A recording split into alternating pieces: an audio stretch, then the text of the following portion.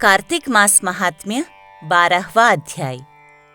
श्री नारद जी ने राजा पृथु से कहा कि तब जलंधर को अपनी खोज में आते देखकर इंद्र आदि देवता भय कंपित होकर वहां से भी भाग निकले। भागकर वह वैकुंठ में भगवान विष्णु के पास पहुँचे। फिर देवताओं ने अपनी रक्षा के लिए उनकी स्तुति की।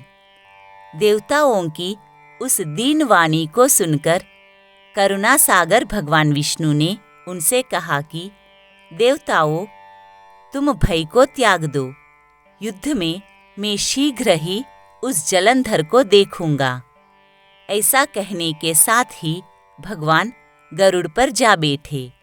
तब देवताओं सहित उन्हें युद्ध क्षेत्र की ओर प्रयाण करते देखकर समुद्र तनया लक्ष्मी के नेत्रों में जल भर आया और उन्होंने कहा कि हे नाथ, यदि मैं सर्वदा आपकी प्रिय हूँ और भक्त हूँ तो मेरा भाई आप द्वारा युद्ध में कैसे मारा जाना चाहिए।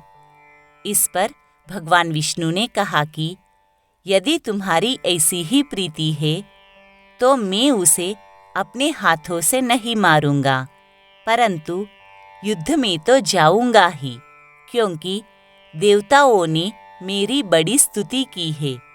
ऐसा कहकर शंख चक्र गदा पद्मधारी भगवान विष्णु गरुड़ पर चढ़कर शीघ्र ही युद्ध के उस स्थान पर जा पहुँचे जहाँ पर कि जलंधर विद्यमान था। विष्णु के तेज से कंपित देवता सिंहनाद करने लगे।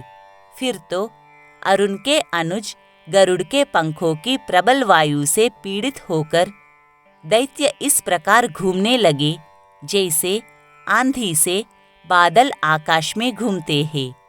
तब अपने वीर दैत्यों को पीड़ित होते देखकर जलंधर ने क्रुद्ध होकर भगवान विष्णु को अद्भुत वचन कहकर उन पर कठोर आक्रमण कर दिया।